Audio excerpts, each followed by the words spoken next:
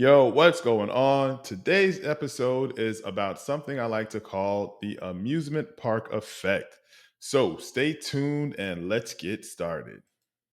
Hey, what's going on? It's your boy, Frank Hamilton, online fitness coach. You know, the man with the motto be grinding or be nothing. Welcome to the show. Yo, what's going on? Coach Frank here. And like I said, today's episode is about something that I like to call the amusement park effect and how it goes along with fitness. You know how when you go to the amusement park and you have a plan, a game plan when you get there. Okay, we're going to do these rides and we're going to do this and we're going to do this and we're going to eat this and we're going to make sure and we're going to have the best time of our lives. And then you spend a whole day at the amusement park, and still when you leave, you're like, man, you know what we should have done? That's kind of what happens with fitness. Um, I've never I mean, I ain't gonna say never. The number of times I've heard, because I've done it myself. You start your fitness journey, you gain understanding of the fitness journey, and and then you start seeing the changes in yourself. And then once you get started, you notice how your life then becomes a fitness lifestyle, and you sort of fit into that mold. And 100% of the time, once that people's life changes over to a fitness lifestyle, first thing they always say is, I wish I would have started sooner. And man, I got to tell you, because and like I tell people, when I train, like I train, I definitely have the academic knowledge to be a fitness coach, but a lot of my actual understanding is going to be based on experience. I tell my clients often, what I'm telling you is not based off page 72. What I'm telling you is about reality and the actuality of what can happen right now. And the problem with a lot of people when they start their fitness journey is that they don't get someone that will tell them the absolute truth. Like, we all know, like, my story. When I first started, um, I was small growing up in high school. I was 18 or turning 18 when I was a senior. About 140 pounds. The story's getting old or whatever, but I was 140 pounds, and like I said, I wanted to work out. I wanted to change, but you know what happened? I took weightlifting my senior year, and we had an intern from UCF. And one day I'm working out, and I was tall when I was about 6 foot 6'1", long and lanky. And he told me, he comes over while I'm working out in the middle of weightlifting class. He tells me, man, you're never going to be able to put on muscle. What? He's like, yeah, man, you're an ectomorph. So if you are, and he went to describing the body type, your limbs are long and you're lanky. If you are able to put on muscle, it's going to be real hard for you to do it. And I'm like, so why am I in this class? Like, like, bro, I'm a senior. Like, why am I even taking this class? And if you're telling me that everything I do in this class is going to be pointless, then you think I'm going to try now? Like, so I went and transferred out of the class because it was pointless. Like, because what happened in that moment was the same thing that happens, daily when someone goes to hire a trainer. They assume that the trainer knows everything, and whatever information the trainer gives back to you is going to be accurate information because they are the trainer. Now, the problem is that anyone these days is calling themselves a trainer. And you couple that with what I also like to put into fitness now, the low bar theory, where the fitness trainer doesn't have to, or fitness coach doesn't have to necessarily have, you know, the knowledge, experience, or or references to show what they've done or proof to show what they've done. And the people looking for a fitness coach aren't really trying to do too much, you know. And so you'll get coaches that'll not really explain how to change yourself. They'll just give you like popular exercises that are being done, and then they'll tell you that those will help you, and they'll do like a quick burst of cardio to finish the workout. You'll sweat a little bit, you'll feel intense, and you'll think you've actually worked something, when people are just giving you information, not even necessarily information, just giving you words and phrases, and you've already set a low bar for what you want. Because in fitness, people always ask me, or not always, but not always, but people that are in shape or fit, they'll commonly get the question, "Hey, what's the easy way?" And it's like, shit, man. If there was an easy way, don't you think I would do it? Like, like it's true, things have changed over time, right? um Technology's changed, science has changed, things like that have changed over time. But what's always going to be key, and no matter what happens, is that the only way to grow muscle fibers is to maintain and build time under tension on the muscle fibers. But it's much cooler if, or it's more appealing if you haven't worked out, if I tell you to, hey, go do hip thrust and you're going to get a fat butt, when that's not true. Or go do squats and you're going to get a fat butt. Or go do bench press and you're going to get a big chest. Like it.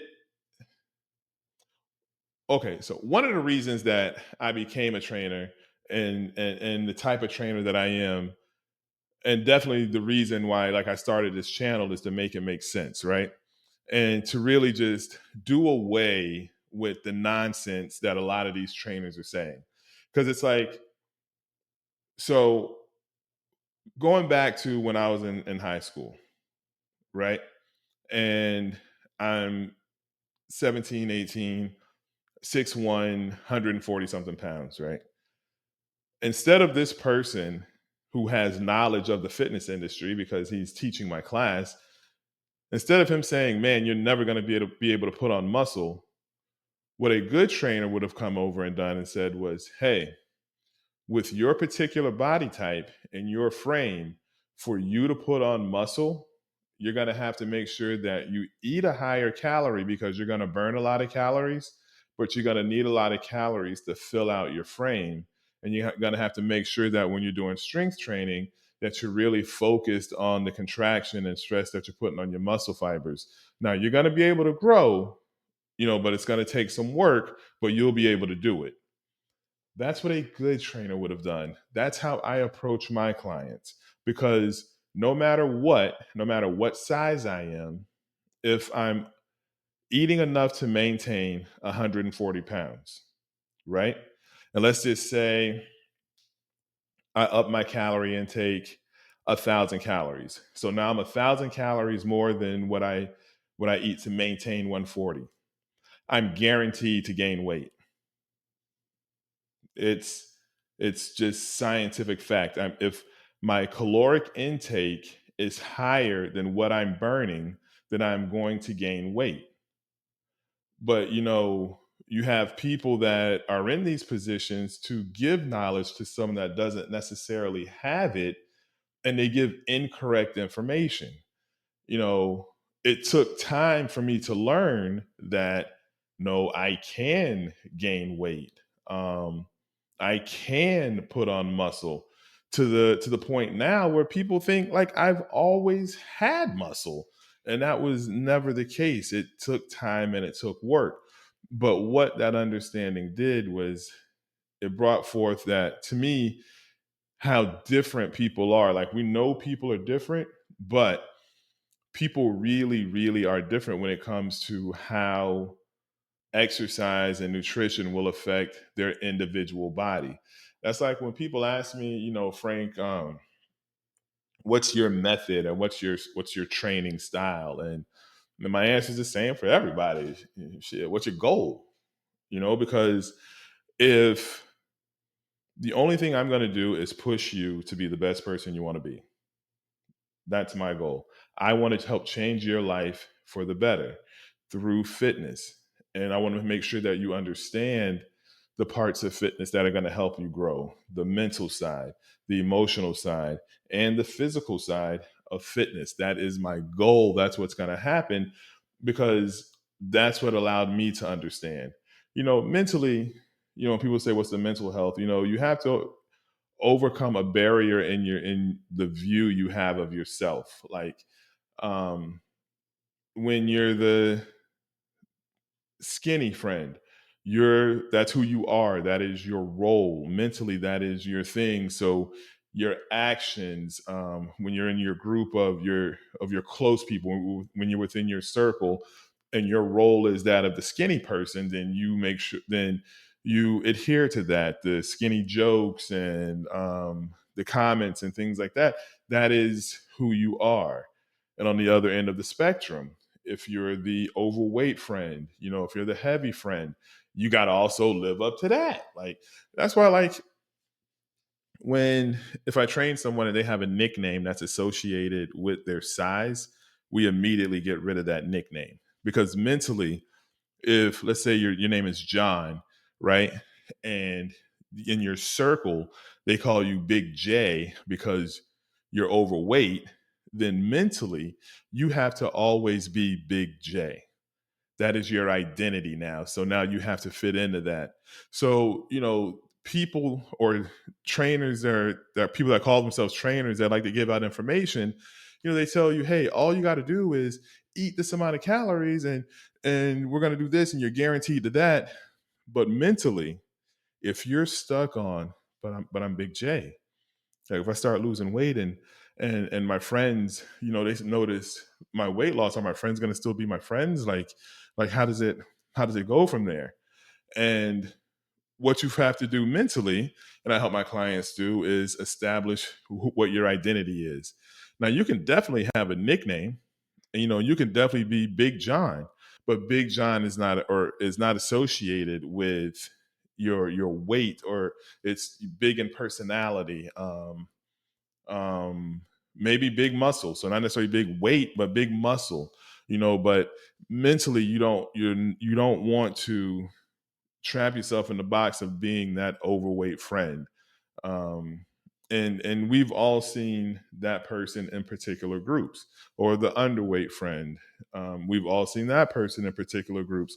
So mentally, when you're starting on your road to fitness, you have to look at yourself and think of the things that are holding you back mentally. A lot of people feel that because I'm older, I must now gain weight. And that's mentally challenging to tell someone that's older that wants to start their fitness journey that it has nothing to do with your age. As far as you being able to change, it's all going to be about your discipline. But these are mental hurdles that people have to get over. It's not just about, I'm going to start this program and I'm automatically going to be able to do this. No, what are the things that you believe that are holding you back? How do we get through those before we even start the physical part? And then the emotional part, it's taxing emotionally to change yourself. um you know you've gotten used to a certain sedentary lifestyle, a certain eating lifestyle. You have consistent behavior in the places you go and the things you do. And then now to totally flip that, and you're going to do things completely different. Like when I trained in person, I would tell all my clients, look, I'm going to push you. And there's going to come a time when you're going to cry. And you're going to go to the bathroom and you're going to make a decision. Are you going to come back out and keep going? Or are you going to go to the locker room, grab your things, and is that going to be the end of the session? Now, thankfully,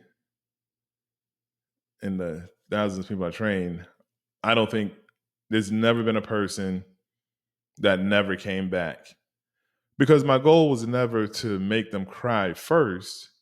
My goal was always to make them understand that there was going to be some emotion following the change that they were going through. And once that happens, you know, are you going to fight? But I would build them up to the point where, yes, you're going to fight. I was helping them with the answer. But like, it's overwhelming when, you know, you've lived a certain way and you've done certain things and now you're pushing yourself. It's like, you know, and I think I'll speak for me, you know, I can only imagine how other people feel when this occurs, is that it's like, I can't believe I'm doing this shit. I this holy, like, you know, because it's, you know, for me, I was told that I would never be able to put on muscle, right? And then when I really, really gave in to my fitness journey, I'm like, I'm looking at my weight just skyrocket. You know, you're looking at a guy that was, you know, 140 pounds. I think the most I'd ever been was about 177, 178 pounds. Now I'm looking at, I'm 195, I'm 205, I'm 210. And it's just, all that came from mentally. I didn't want to be in that mental headspace of who I was. Emotionally, I didn't want to fit into that box of being an ectomorph or a small guy. I wanted to change. I really wanted to change. And then physically, it was just like, what the? And that's what I understand that has to happen with everyone when you're going through your fitness journey, is all those things have to happen. But the only problem, you know, and I see it so much, is we got this low bar theory that people have, and then we have the situation where trainers are only going to, I hate when I take my hat off during that. Trainers are going to feed into the low bar theory. Like when I first start training with a client, and they'll ask me about hey, what supplement should I take? I'm like, your ass to sleep. Like, what are you talking about? Supplements? Like, hey, I saw this pre-workout. Like, have you ever worked out? Like, do you need a pre-workout? Like, you're not going to be able to buy your fitness. I apologize. You know, it's not going to happen that way. You're going to have to put in work. I mean, at some point, you know, you have to look at supplements for what they really are. It's a supplement. It supplements whatever you already have been doing and you don't have anymore. You know, but to start out, so many people want to start out, and you'll get these trainers. I'll talk to clients that came from a trainer. Yeah, you know, when I first started with such and such, you know, they always told me about this pre-workout, and I'm like, well, I'll tell you about proper nutrition and getting some rest. You know what I mean? And we'll attack it like that. And then if it gets to a point where, excuse me, where we are really just pushing, then like, yeah, we can look into something else. But no, we not just go jump on this train of, let's just go keep buying products in the hopes that it's gonna work. Like, what kills me is I'll see these videos, and I saw one the other day of a trainer trying to, I don't want to say trying, of a trainer explaining like an exercise. And it was a back exercise, and it was like, pull with your arms here, and then pull with your arms here, and then it was like, if you pull here with your arms, then this is going to happen to your back, and if you pull here with your arms, I'm like, and see, it's that type of misinformation that delayed my entire fitness journey. It's that nonsense that had me thinking that if I pull this handle that's way up here, that it's going to affect the muscle that's way back here. All right. So this is what I tell people, especially, when I was training my clients, I get my clients comfortable enough to where they work out in the gym by themselves. And I trained a lot of women, and I told them, hey, you're going to be training harder than most people in the gym. Guys are going to approach you and they're going to try to help you. Listen, I've been in the gym for a long time, so I've seen this play out. They're going to try to help you, and they're going to try to give you tips on your workout. So when they do try to give you tips on, and this is for anybody, when anybody approaches you in the gym to give you help on an exercise. Now, if you're the type person where you're okay with strangers talking to you, not everybody is, but if you're the type person where you're okay with strangers talking to you, hear them out. They may have some information. If you don't understand what they're saying, just ask them, okay, so how and why is that going to affect the muscle fibers in the muscle that I'm working? And that's all it is, So when I saw this trainer, here, pull with your arms, my question then, if someone's giving you, tips on the back exercise and they tell you to pull with your arms, ask them, how do the muscles where the origin of your lats are going to be near your spine and the insertion is going to be over here, ask them how those muscle fibers pull your arms back.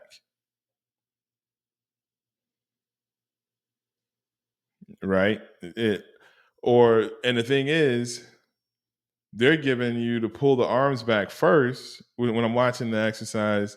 And it's like, okay, so if I pull my arm, then my back is going to contract. Like, all right. Without giving too much, here's a freebie. Here's a freebie. Whenever you are working your back, right, your lats are going to be, the origin of your lats are going to start under your armpits, come out, the line or whatever is going to come around your body, right up here, straight through muscle fibers of your pecs, which are sternal connections. So it's all horizontal. So it's all here, right, from the lats down. So the lats from middle of the spine here is where they're gonna contract from and do a concentric contraction where they're gonna shorten. They're gonna come here. Now, what happens whenever you contract your back? Everything, the automatic adverse up front is everything up front opens. That's where the exercise goes. So let's say I'm doing seated cable row. If I pull my arms, you see my chest come forward, my body tilt forward. You don't see any contraction in my back at all. A contraction in my back would be here. But I just pulled my arms, so this is where I am. So, as a tip, if you're doing seated cable row, make sure your shoulders are down. Make sure your elbows are under your armpit, right? First thing you want to do is open the chest. If you open your chest, the automatic adverse is your lats are going to contract. So just open your chest and keep opening your chest. You don't have to squeeze harder on the handles or anything like that. Just keep opening your chest, keep squeezing the back. And on the negative, open your back. That's the seated cable row, right? Now, there are quite a few different exercises that you can do for back. Let's say we're doing a lat pull down. Same exact thing. Open the chest, right? If we're doing underhand, we got to tilt back. Open the chest. If we're doing a bent over row, open the chest. It's the same. So you got to make sure that the people that you're listening to when they're giving you information, that they're giving you proper information. The whole goal in the gym is to stress your muscle fibers and is to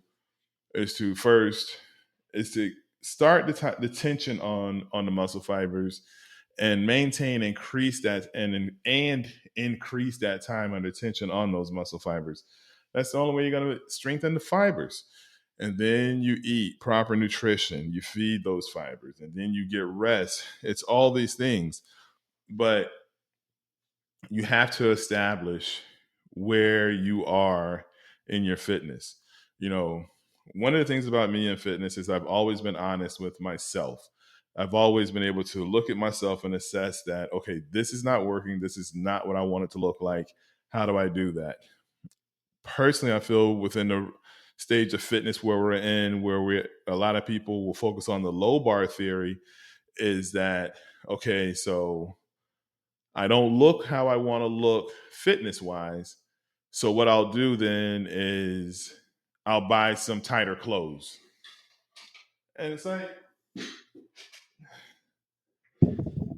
that the goals of working out, right? Well, not the goal, but one of the perks of working out is going to be you look better when you're not wearing clothes. If you have to wear tighter clothes to hold your body tighter, then that's not fitness. The only thing you've done is you've set a bar so low that it doesn't matter what your body looks like. You'll just trick it into looking like something. Like I saw this thing on Instagram the other day of like a full male compression shirt type girdle thing or whatever. And it was like an overweight guy that was modeling it. And it's like, look, I don't, whatever people are going through on their fitness journey, that's what you're going through. That's fine. That's fine. I get it. You know, I can only imagine how it feels to you for whatever you're going through. The only thing I would say with the marketing on a product like that is dude was marketing it, he was in the gym. So you're in the gym, you're in the building, in the place where you can actually make your body look like it you want it to look without having to wear that other device or that shirt thing. For me, you know, you got to make it make sense. Like that's such a low bar to be like, I'm in the gym, and instead of turning around to work out, I'll put on this tight compression shirt and and start doing bodybuilding poses. When I personally I just don't understand.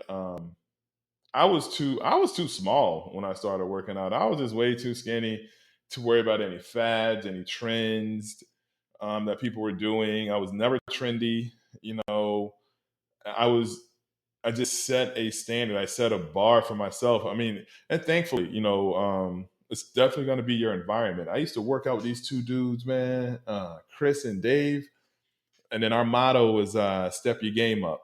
So no matter what the fuck we were doing, no matter how heavy or whatever, or how taxing that last rep was, that last set, soon as you finish that shit, step your game up. And it was, you know, when you're pushing people to do those things, it's like when your environment is that tight, where now you got to get better, you got to get better, you got to get better. You know, that's a benefit. But you know, it has to be based on something that you actually want.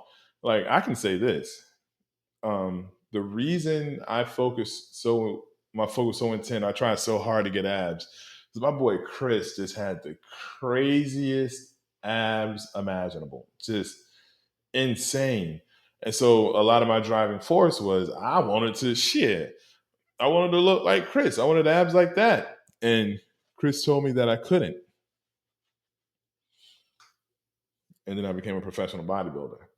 I mean, I love the challenge. I'm a competitive person, but you know, your environment will man, like I set I set a bar for myself when I started competing that I wanted to be a pro. And that bar was set within my environment. Everyone around me, everyone knew what the thing was. So people, you know, prior to me having this goal of becoming pro, like people saw how much I was focused on it. People stopped inviting me to happy hours, to meaningless events. I went to like a couple birthday parties only. There was no drinking. If someone called me, I had, a few friends I would call, like, are you in there, on your way there, or leaving there? And they would only talk to me if I was leaving there. And there, of course, meant the gym. So if I was on my way to the gym, they wouldn't talk to me because they said I needed to focus. If I was at the gym, they wouldn't talk to me. I need to focus. If I was leaving the gym, how was your workout? And these are people that don't even work out. It's just that the bar was set for who I am and where I wanted to go in fitness, that my total environment changed. Like, I remember one time, man, I was at this family's house that I'm really cool with. And it was, I think I'd had a show coming up. I may have been getting ready for a show.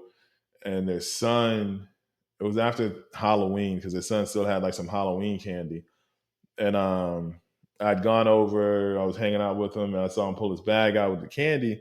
And I asked him for something again. And keep in mind, this kid's probably maybe 8. Yeah, 7, 8 years old, between 7 and 8.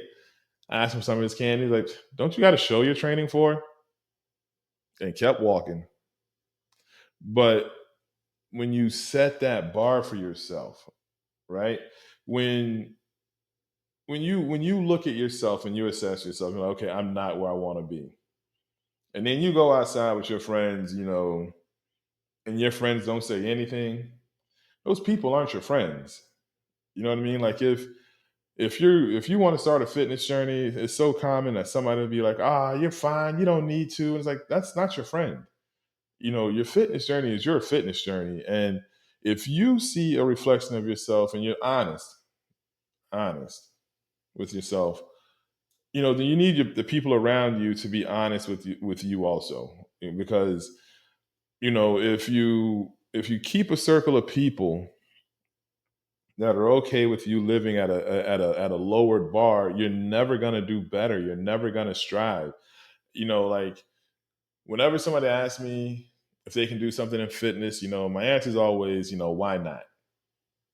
You know what I mean? Like, I can't tell anyone what they can't do. I went from a 140-pound guy, being fucking, 2, 3 car accidents, and become a professional bodybuilder. I went from multiple back spasms, like just on a regular basis, just back spasms.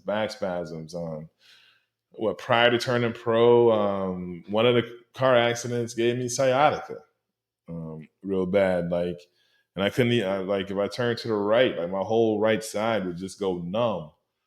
And then another car accident, knocked it out. And this was all prior to becoming a pro. So, the bar was always set for what I wanted to do and who I wanted to be. And you have to set a bar with who you want to be. And you can't let people derail you from that.